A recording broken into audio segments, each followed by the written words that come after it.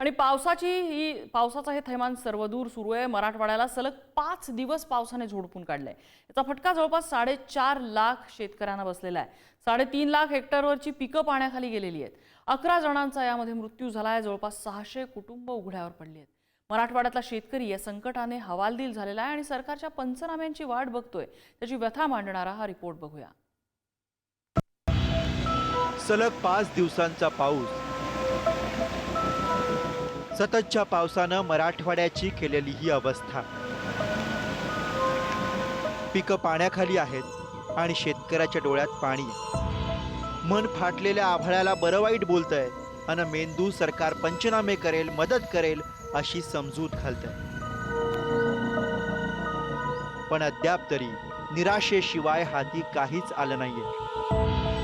कमी ज्यादा 2.5 एकर कांदे होते साहेब आणि कपाशी वगैरे ते पूर्ण खरडूनच गेलेले आणि विहिरीत पण पूर्ण गाळ येऊन थांबलेला आहे। 100% नुकसान पळशी गावाचं म्हणजे असं हातबल झालेले शेतकरी आत्महत्या करायची पाळी आलेली आहे। शेतकऱ्यांना काहीतरी मोबदला दिला पाहिजे शासनाने। गेल्या 3-4 दिवसापासून अति मुसळधार पावसामुळे शेतकऱ्यांच्या तूर पिकाचं, मक्का पिकाचं, द्राक्ष काही प्रमाणात आहे, इथं कांदा पीक असेल, या संपूर्ण पिकाचं जवळपास 200 ते 250 हेक्टर पर्यंत या पिकाचं नुकसान झालेलं आहे। कृषी मंत्र्यांनी, मुख्यमंत्री साहेबांनी लवकरात लवकर या शेतकऱ्यांचे पंचनामे करून यांना तात्काळ मदत जाहीर करावी। माझं जवळपास एक एकर पर्यंत नुकसान झालेलं आहे आणि जवळपास फळबागाचं नुकसान मोठ्या प्रमाणात झालेलं आहे। कारण यामध्ये जे आहे तूर पीक मुख्यतः, मक्याचं पीक आहे, पुन्हा डाळिंबाची शेत आहे। त्याच्यामध्ये जरच अक्षरशः जे जमीन आहे ती पूर्ण अक्षरशः खरडून गेलेली आहे पूर्ण। 5 दिवसांच्या या पावसानं मराठवाड्यातल्या शेतकऱ्यांची पुरती दैना केली। 3.5 लाख हेक्टरवरची पिकं पाण्याखाली आहेत, तर जवळपास 4.5 लाख शेतकऱ्यांना याचा फटका बसलाय। छत्रपती संभाजीनगरच्या अशाच पळशी गावामधल्या एका शेतात आपण उभे आहोत। हा शेत तुरीच्या पिकाचा शेत आहे, मात्र आपण जर पाहिलं तर संपूर्ण पीक हा पाण्याखाली गेलेला आहे। मोठं नुकसान या शेतकऱ्यांचं झालेलं आहे। प्रातिनिधिक स्वरूपात हा एक शेत मी तुम्हाला दिसत असेल, मात्र संभाजीनगर असेल, नांदेड असेल, जालना असेल, बीड असेल, अशा अनेक मराठवाड्यांच्या जिल्ह्यामध्ये परिस्थिती हीच आहे। मग ते मका असेल, तूर असेल किंवा फळबागा असतील, अशा सर्वांचं मोठ्या प्रमाणात नुकसान झालेलं आहे। आणि विशेष म्हणजे अजूनही हे पंचनामे झालेले नाहीये, त्यामुळे पंचनामे अजून झालेले नसतील तर मग मोबदला कधी मिळेल असा प्रश्न देखील शेतकरी विचारत आहे।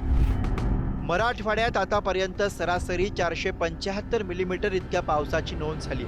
त्यातच ऑगस्ट महिन्यात 187 मिलीमीटर पावसाची नोंद आहे। अशातच 5 दिवसात तर पावसानं कहर केलाय आणि मोठं नुकसान केलं।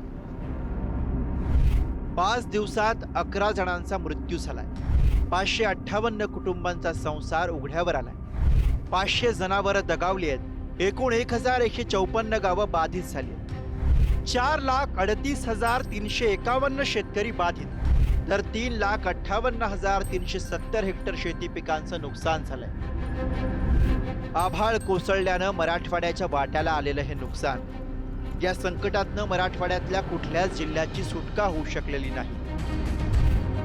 जिल्हा नांदेड 3,24,234 शेतकरी बाधित झाले। 2,59,789 हेक्टर शेती पिकांचं नुकसान झालंय।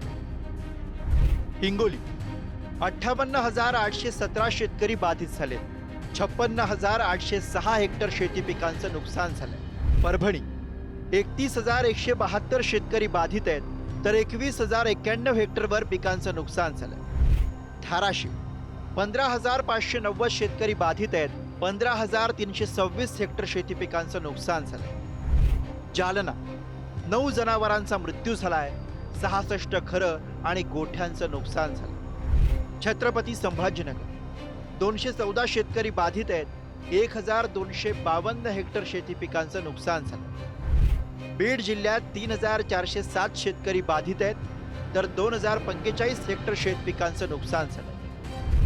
लातूरमध्ये 2,937 शेतकरी बाधित आहेत, 2,051 हेक्टर शेत पिकांचं नुकसान झालं। मराठवाड्यात पाऊस काहीसा थांबला, पण शेतकऱ्यांच्या डोक्यावरचं चिंतेचं मळब अजूनही दूर व्हायचंय। हा नुकसानीचा प्राथमिक अंदाज असल्याचा दावा केला जातो। प्रत्यक्षात पाहणी करण्यासाठी प्रशासनाचा एकही प्रतिनिधी अद्याप बांधावर पोहोचलेला नाहीये। पंचनामे कधी सुरू होणार आणि मदत कधी मिळणार हा एकच प्रश्न आता मराठवाड्यातल्या शेतकऱ्याला सतावतो. संभाजीनगरहून सचिन चिरेसह ब्युरो रिपोर्ट, पुढारी न्यूज.